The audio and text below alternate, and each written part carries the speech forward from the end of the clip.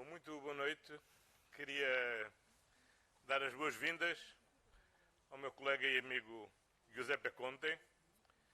Aproveito mais uma vez para expressar a nossa solidariedade para com a Itália e a forma muito inspiradora como o Giuseppe Conte liderou a Itália num momento tão difícil, visto que foi o primeiro país da União Europeia a ser atingido por esta pandemia, que hoje nos atinge a todos. E foi para nós uma grande emoção, mas também uma grande lição, a forma determinada como Giuseppe Conte soube liderar e enfrentar uma crise desta dimensão. E esta é uma crise onde, para lá da dimensão sanitária, tem tido um terrível impacto na economia, no emprego e no rendimento das famílias.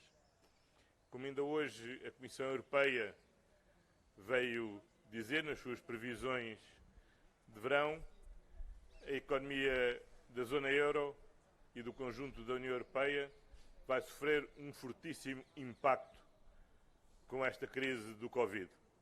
Isso torna mais urgente do que nunca aprovarmos um programa de recuperação económica e social.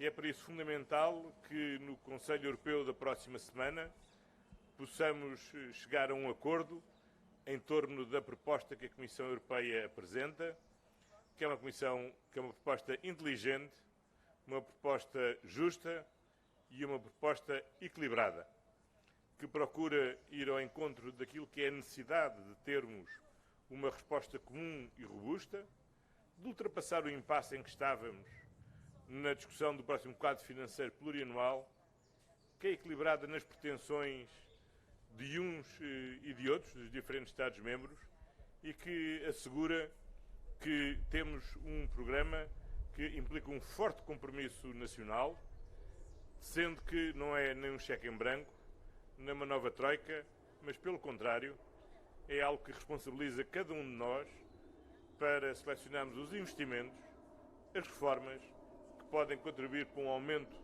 do nosso potencial de crescimento, tendo em vista ancorá-lo naquilo que é a ambição comum da Europa. Acelerar a transição digital e climática, aumentar a nossa autonomia estratégica no contexto da economia global, temos uma Europa mais resiliente, mais resistente às crises e que possa rapidamente responder àquilo que é essencial.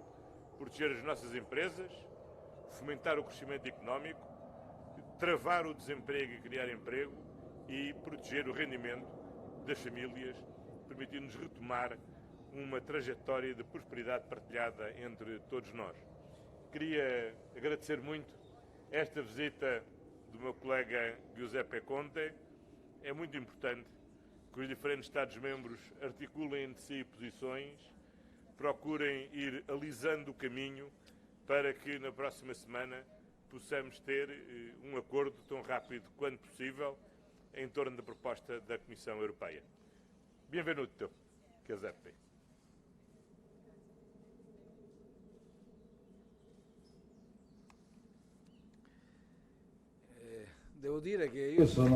Devo confessar que eu sinto-me particularmente feliz por estar aqui presente, recebido pelo meu amigo Dr. António Costa.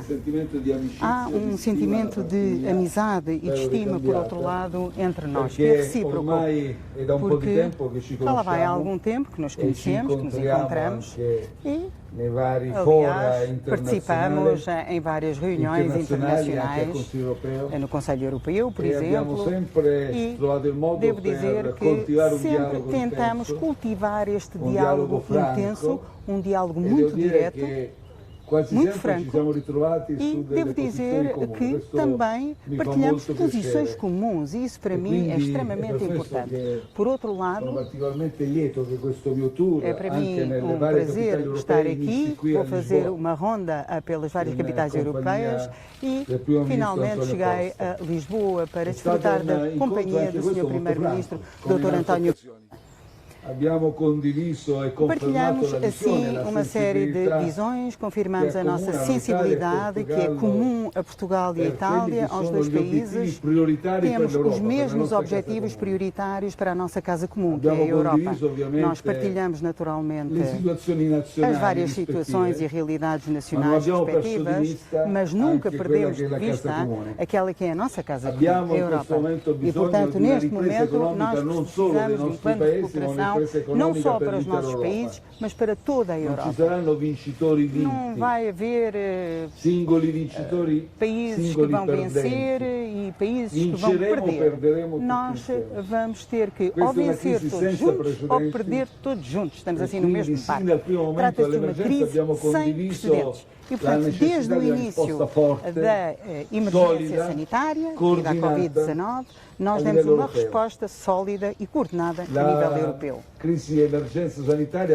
Esta crise e emergência sanitária devido à Covid-19 teve implicações a nível económico e social e, portanto, as soluções, as fórmulas, as receitas, entre aspas, nacionais não são suficientes. Temos que levar a cabo um esforço fundamental. Muitos esforços já foram levados a cabo. Nós não estamos a começar da estaca zero. Em março éramos 9 Estados-membros, entre os quais Itália e Portugal. E juntos, na altura, em março, tínhamos definido a necessidade de termos uma prioridade em termos de plano de recuperação económica. Mas em 23 de abril, quando do Conselho Europeu, também falamos da necessidade, reiteramos essa necessidade deste Recovery Fund, deste plano de recuperação europeia. Não pode ser uma promessa, mas deve tratar-se de uma medida que é partilhada entre todos nós. Mas agora chegou um ponto fulcral. Não nos podemos dispersar com pormenores. Não nos podemos distrair. E, portanto, nós partilhamos várias visões e orientações relativamente a este passo final, a esta etapa final. E este projeto, intitulado Next Generation EU, portanto, o projeto Próxima Geração da União Europeia, corresponde a um pacote unitário que deve ser considerado em todas as suas vertentes. Não faz sentido considerar os aspectos de forma compartimentada. Esta é a proposta da Comissão Europeia, intitulada Next Generation EU, não é uma proposta que toma em consideração todos os aspectos. Assim, temos que apurar alguns pormenores. Talvez poderá haver algum país que vai perder algo, mas poderemos recuperar outros aspectos. E, portanto, será extremamente importante, no próximo dia 17 e 18 de julho, na próxima reunião do Conselho Europeu, se possa tomar uma resolução e vamos lutar por isso, porque as previsões que o Sr. Primeiro-Ministro, Dr. António Costa, também frisou, são previsões muito negativas. Nós não temos tempo, infelizmente. Temos que ter coragem para decidir imediatamente. E, por conseguinte, temos que completar esta negociação com uma proposta de baixo perfil ou então encontrar um compromisso entre os 27 Estados-membros. Caso contrário, vamos enfraquecer a proposta. Temos assim que fornecer uma proposta adequada. Esta proposta tem que ser ambiciosa, tem que ser uma decisão política fortíssima, porque todos os cidadãos europeus estão a aguardar esta decisão, para que todos possam dizer: nós agimos bem, nós assumimos o nosso compromisso. Falo, por exemplo, do Banco Europeu, do Banco Central Europeu, da Comissão Europeia e de outras entidades. Eu e o Ministro Costa vamos desempenhar o nosso papel. Tudo faremos para que o Conselho Europeu esteja à altura deste desafio. Também partilhamos a necessidade de iniciar imediatamente o plano de investimento e de reformas estruturais a nível nacional.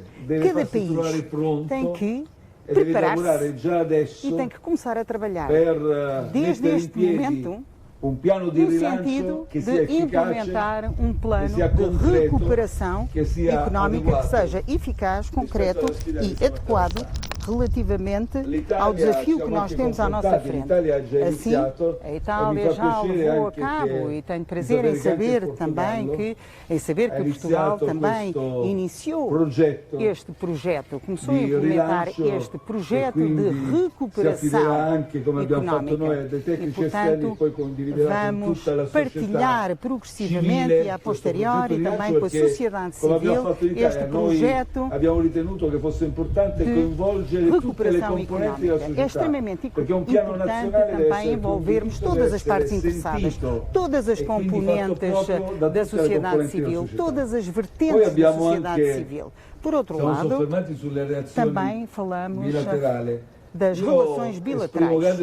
E eu estou muito satisfeito porque temos excelentes relações políticas bilaterais e estou convencido de que estas relações vão sair reforçadas. Roma e Lisboa estão ligadas entre si, estão unidas por uma tradição comum, são cidades marítimas europeias. Portanto, existe uma base de amizade entre nós e há possibilidades de desenvolver mais estas relações bilaterais do ponto de vista comercial. Sabemos que a Itália é o quarto país que fornece a Portugal. E, por outro lado, isto em 1,5 mil milhões de euros em termos de bens e serviços. Por outro lado, vamos tentar intensificar também as nossas relações bilaterais e tentar fomentar um interesse comum, baseado em valores que partilhamos, com propostas mais concretas. E a este propósito quero dizer que partilhamos uma sensibilidade com Portugal, que é a seguinte: aprecio muitíssimo a atenção que Portugal dá a esta transição para a energia, para o mundo digital. Como sabem, eu, em Itália, juntamente com a equipa do meu governo, com determinação, estamos a tentar encontrar a forma de fazer caminhar a Itália para um futuro mais digital, mais seguro, mais ecológico. Portanto, eu penso que há muitas afinidades, há muitas igualdades entre nós em termos de, por um lado, ambições e, por outro lado, projetos comuns. Portanto, longa amizade, uma forte amizade entre os nossos povos e os nossos países. Muito obrigada.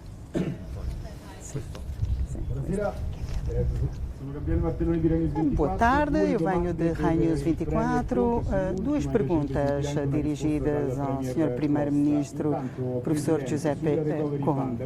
Relativamente ao plano de recuperação, será que existe uma linha vermelha, um traço vermelho, em relação à qual não podemos diminuir a essência da proposta, digamos assim? Por outro lado, no vosso debate, será que houve convergência entre Portugal, Itália e talvez Espanha, visto que já houve um encontro entre Portugal e Espanha e amanhã o Primeiro-Ministro italiano encontrará o Primeiro-Ministro espanhol? Vou então responder imediatamente. Este traço vermelho de que está a falar, esta linha vermelha, posso dizer o seguinte: a resposta tem que ser uma resposta política forte e ambiciosa. Esta é o traço vermelho. A linha vermelha. Não me peçam detalhes, qualquer solução de compromisso abaixo desta linha vermelha não é aceitável. Não é aceitável porque existem questões que dizem respeito ao QFP, ou seja, o quadro financeiro plurianual, e, portanto, temos que encontrar soluções que partilhamos. Agora, lançar novamente uma discussão sobre o nível de ambição da Comissão, isso para mim corresponde ao traço vermelho. Relativamente a outras questões, António, não sei se queres falar sobre outras questões, talvez possamos falar de outras questões, mas neste momento essa segunda pergunta não faz parte das nossas preocupações. Muito obrigada. Bem, eu creio que em este momento a maior ambição que temos que ter é concluir um acordo em julho. Não é a altura para traçarmos linhas vermelhas, mas para abrirmos vias verdes, para procurar um acordo rapidamente. Esta proposta da Comissão é uma boa proposta. E acho que temos que trabalhar nesse sentido. Entre nós, ontem com o meu colega espanhol, que estará amanhã com o Presidente Conte, e como o Presidente Conte disse, esta proposta da Comissão é um todo. É muito difícil mexer num elemento sem estruturar a proposta no seu conjunto. Claro que cada um de nós podia começar a dizer que este critério era melhor para nós ou melhor para aquele, mas se assim fizermos, não vamos chegar a um acordo. Portanto, temos que avançar com ambição, porque a situação económica é muito grave em toda a Europa, o desemprego é muito grave em toda a Europa e se a transição digital, a transição climática já eram urgentes, agora são mais urgentes do que nunca. E não podemos perder este momento, porque nós estamos a enfrentar uma realidade sanitária que se vai manter grave durante muito tempo e, portanto, até haver uma vacina, até haver um tratamento, vamos viver com esta ameaça do Covid. E, portanto, quanto mais tarde nós começarmos a responder, maior será o dano económico e mais recursos serão necessários. Portanto, a melhor forma de poupar recursos é começarmos depressa e bem a atacar esta crise económica e social. Boa tarde, buonasera. Pedro Zambujo, da RTP. Perguntava aos dois a forma como receberam as projeções da Comissão Europeia, que no caso português são consideravelmente mais pessimistas que as do Governo, e perguntava também se têm noção do impacto a curto prazo de um não acordo nesse Conselho Europeu de julho, se há também um plano B caso não haja esse acordo. Obrigado. Bom, eu creio que estas previsões revelam bem a urgência de que haja um acordo. Houve uma revisão em baixa geral das previsões económicas para o conjunto da Europa. Portugal teve uma redução muito significativa nas perspectivas da Comissão. Ficámos agora ao nível da média da União Europeia, sensivelmente, uma décima abaixo da média da União Europeia. Nós temos já algum hábito de trabalhar para contrariar as previsões e é isso que temos que fazer. Mas esta crise é uma crise global. Nenhum de nós sozinho vai conseguir sair desta crise. Só vamos sair em conjunto desta crise. O Presidente Conte disse bem há pouco, ou saímos todos ou não sai nenhum, porque esta é uma crise global e todos dependemos de todos para podermos sair desta crise. E, portanto, a reação que eu tenho relativamente a estas previsões é que elas sirvam de um alerta muito sério para todos os nossos colegas e todos tenham bem a consciência que temos que chegar a Bruxelas na próxima semana com um objetivo muito claro. Só sair de Bruxelas com um acordo concluído e que esse acordo seja o mais possível próximo daquilo que é a proposta da Comissão, porque é uma proposta que é inteligente, justa e equilibrada. Ma guardi, le previsioni della Commissione Europea che sono state diffuse quest'oggi hoje, as estimativas, essas previsões estimativas confirmam algo que já conhecíamos, que já sabíamos. Ou seja, a gravidade desta situação, a incidência, as consequências muito sérias que esta crise pandémica tem a nível social, económico e financeiro. Agora, a resposta por parte da Europa tem que ser sólida e tem que estar à altura da situação, mas tem que ser uma resposta imediata. Portanto, se esta resposta não for imediata, então teríamos um cenário diferente, como dissemos há pouco, no nosso debate bilateral. Esta resposta vai enrobustecer, digamos assim, a posição da Europa. Esta resposta tem que ser uma resposta célere, imediata. Caso contrário, as consequências serão cada vez mais graves. E, portanto, para além disso, os recursos financeiros poderiam já não condizer com a gravidade da situação e, portanto, poderíamos até, inclusivamente, pagar um preço ainda mais alto. Temos que intervir imediatamente e proporcionar a nível europeu, a nível de um quadro global, porque estamos a falar de uma recessão económica mundial, é importante dar uma resposta importante no âmbito da União Europeia, também para lançar uma mensagem para fora da União Europeia, perante o mundo inteiro. Precisamos deste mecanismo de resiliência que permita à União Europeia no seu todo e ao mercado único europeu, que tem que ser preservado e ser competitivo quanto antes. Esta é a mensagem. ANSA, boa tarde. Uma pergunta muito rápida, Senhora Presidente do Conselho, Giuseppe Conte, relativamente aos números que foram lançados quanto ao déficit público em Itália. Primeira pergunta. Segunda pergunta. Será que falaram de questões regionais? Quais são as previsões relativamente às eleições regionais? No que diz respeito à primeira pergunta, falou de, exatamente, os dados relativamente ao PIB de Itália alteram as nossas previsões relativamente ao desvio orçamental, digamos assim. As previsões de hoje são previsões negativas, mas eram as previsões que esperávamos e, portanto, não alteram concretamente a nossa determinação enquanto atuação e avaliação do desvio orçamental. Agora, estamos aqui em Lisboa e eu acho que, relativamente à segunda pergunta, sei que podemos encontrar-nos com os nossos interlocutores em Roma relativamente à apresentação ao projeto em memória do seu pai Casaluccio. Pode haver outros temas de atualidade, mas as questões regionais, neste momento, não fizeram parte da nossa conversa, nem da estratégia regional. Volto a repetir publicamente, eu respeito as decisões dos partidos italianos relativamente à competitividade eleitoral e às eleições regionais que terão lugar no mês de setembro e eu não quero forçar nem situações nem avaliações. Tenho um desejo, naturalmente, enquanto Primeiro-Ministro de Itália, sabemos que as oposições terão que se unir relativamente a esta concorrência eleitoral e à sua competitividade eleitoral.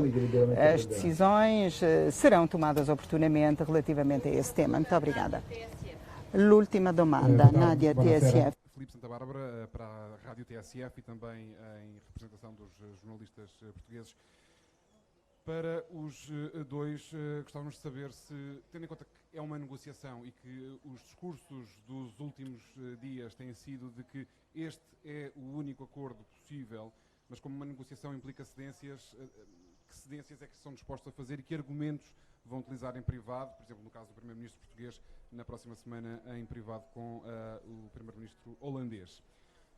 Depois, questões para o Primeiro-Ministro António Costa sobre os corredores aéreos com o Reino Unido. Soubemos que há uma possibilidade de revisão no dia 27 dos corredores aéreos, que esforços estão a ser feitos para que Portugal possa já fazer parte dessa lista no dia 27 e se isto terá de alguma forma implicações nas negociações do Brexit.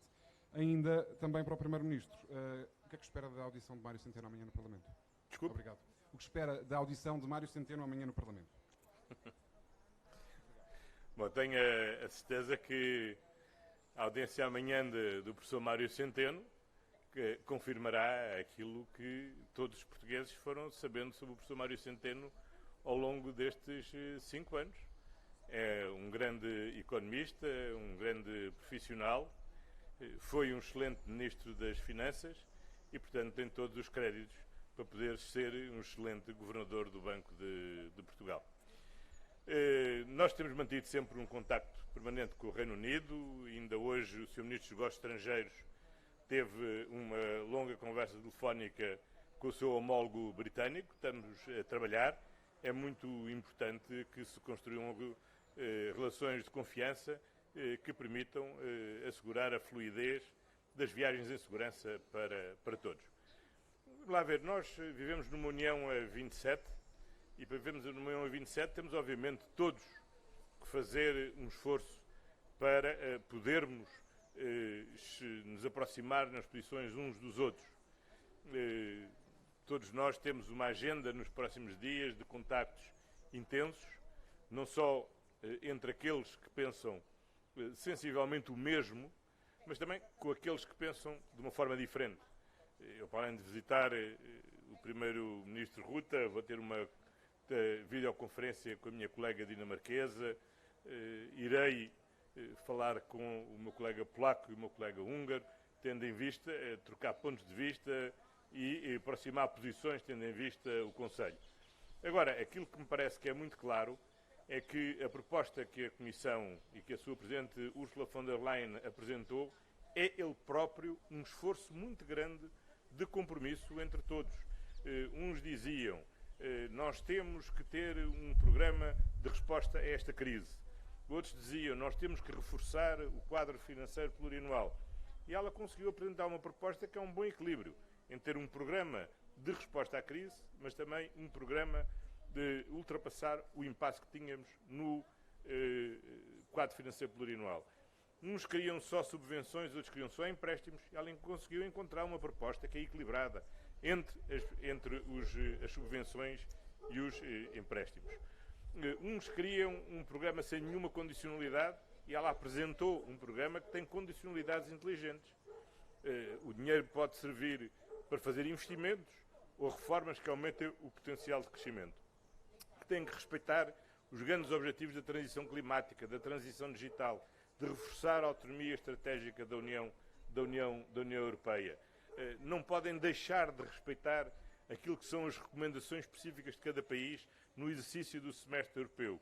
Portanto, toda a proposta ela é muito equilibrada e é por isso que eu tenho dito que não é um cheque em branco, como alguns receavam, não é uma nova troika, como muitos temiam, é pelo contrário, algo que combina bem aquilo que é a liberdade de cada país, poder identificar as suas reformas, os seus investimentos, a sua estratégia de recuperação e aquilo que, obviamente, são os compromissos comuns que nós temos que todos assumir uns para com os outros, tendo em vista ter maior crescimento, termos maior emprego, melhor recuperação dos rendimentos, maior consolidação das nossas finanças públicas, e essa é uma trajetória comum que nós temos que seguir, mas cada um respeitando aquilo que é a liberdade de cada país, poder decidir o melhor caminho de lá chegar. Como nós dizemos em Portugal, há muitos caminhos para chegar a Roma.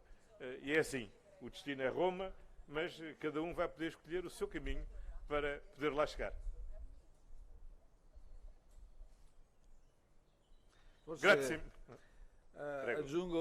Gostaria só de acrescentar, relativamente à argumentação que tinha pedido, solicitado, os argumentos que nós vamos utilizar na próxima semana. Gostaria de acrescentar o seguinte: para além das considerações que já foram feitas e que eu subscrevo totalmente por parte do Sr. Primeiro-Ministro, Dr. António Costa, o primeiro tema é o seguinte: nós não temos que convencer uma pessoa dizendo que é Portugal que precisa de ajudas, ou Espanha precisa de ajudas, ou Itália precisa de ajudas. Nós precisamos de convencer as pessoas neste sentido. Temos que reagir, porque esta crise, que representa a crise de uma época, de uma era, vai destruir as cadeias de valor os postos de trabalho europeus. E, portanto, muitos países vão ter que ultrapassar muitas dificuldades no que diz respeito à recuperação económica e sociofinanceira. Era só isto que eu queria dizer-vos. Muito obrigada.